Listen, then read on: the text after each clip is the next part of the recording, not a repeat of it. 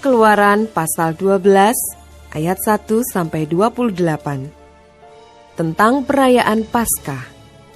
Berfirmanlah Tuhan kepada Musa dan Harun di tanah Mesir, bulan inilah akan menjadi permulaan segala bulan bagimu. Itu akan menjadi bulan pertama bagimu tiap-tiap tahun.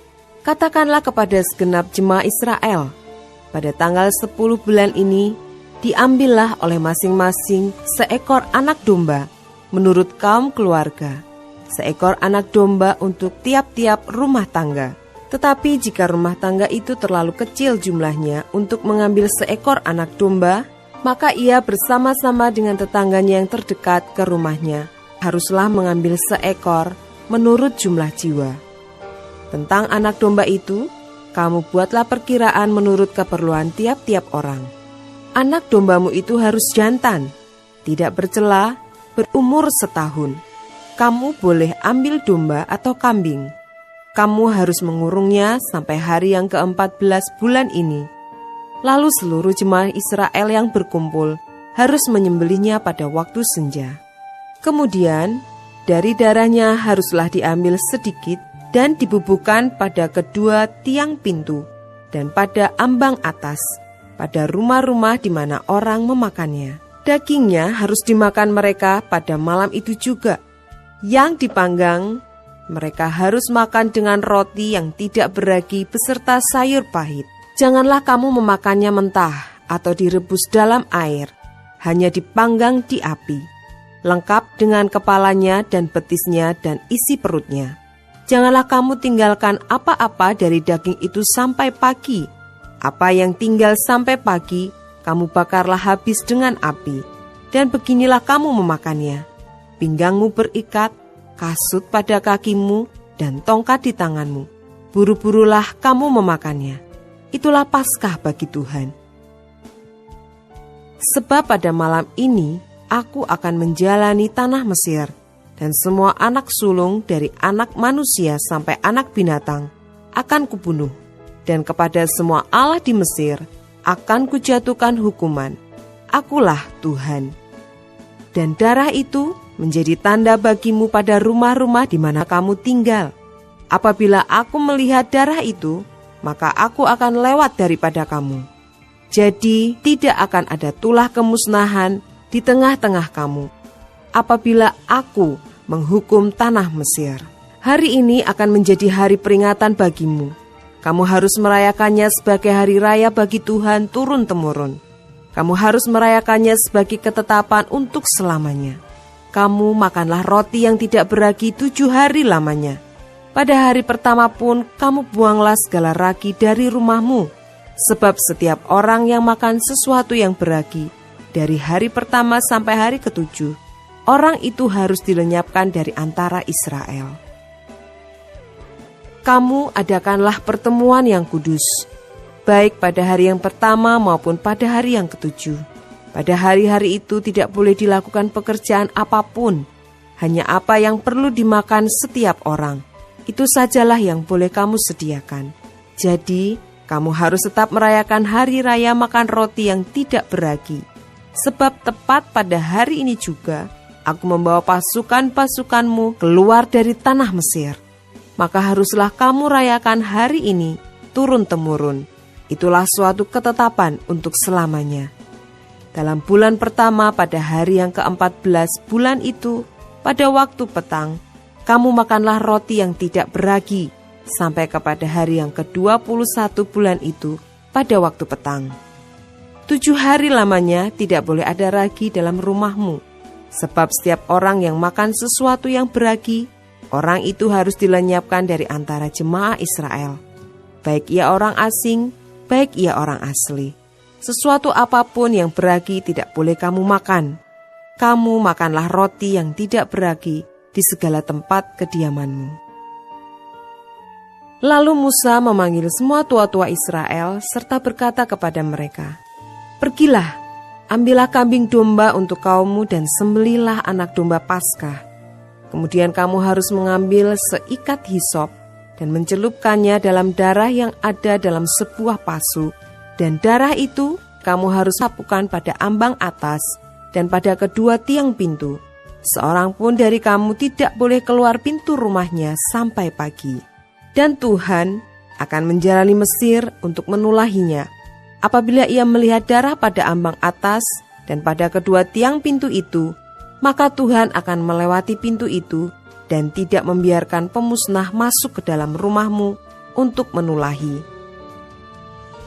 Kamu harus memegang ini sebagai ketetapan sampai selama-lamanya bagimu dan bagi anak-anakmu. Dan apabila kamu tiba di negeri yang akan diberikan Tuhan kepadamu, seperti yang difirmankannya, maka kamu harus pelihara ibadah ini. Dan apabila anak-anakmu berkata kepadamu, apakah artinya ibadahmu ini? Maka haruslah kamu berkata, itulah korban Paskah bagi Tuhan, yang melewati rumah-rumah orang Israel di Mesir, ketika ia menulahi orang Mesir, tetapi menyelamatkan rumah-rumah kita. Lalu berlututlah bangsa itu dan sujud menyembah. Pergilah orang Israel, lalu berbuat demikian, seperti yang diperintahkan Tuhan kepada Musa dan Harun. Demikianlah diperbuat mereka.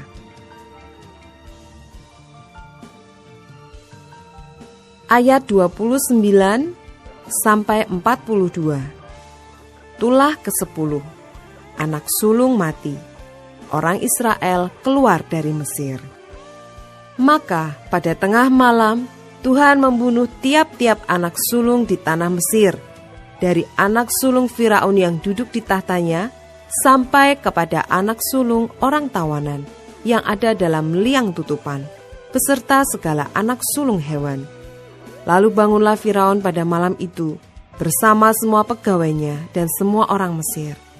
Dan kedengaranlah seruan yang hebat di Mesir, sebab tidak ada rumah yang tidak kematian.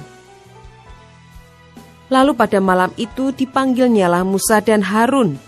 Katanya, bangunlah, keluarlah dari tengah-tengah bangsaku, baik kamu maupun orang Israel.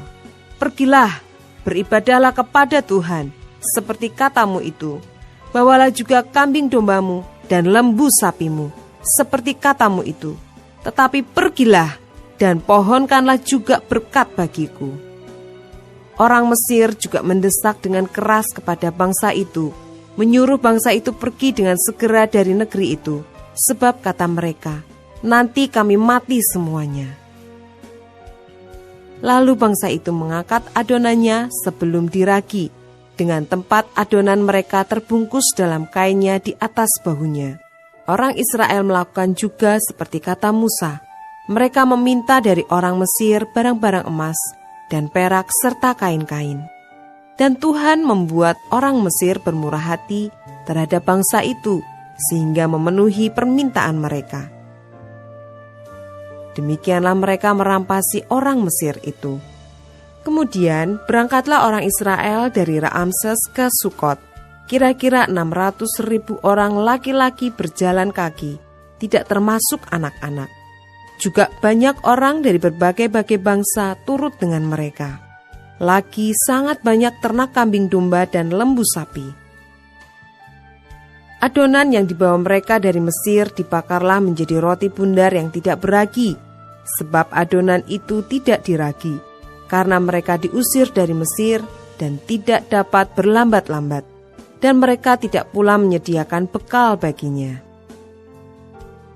Lamanya orang Israel diam di Mesir adalah 430 tahun. Sesudah lewat 430 tahun, tepat pada hari itu juga, keluarlah segala pasukan Tuhan dari tanah Mesir. Malam itulah malam berjaga-jaga bagi Tuhan, untuk membawa mereka keluar dari tanah Mesir. Dan itulah juga malam berjaga-jaga bagi semua orang Israel, turun-temurun, untuk kemuliaan Tuhan.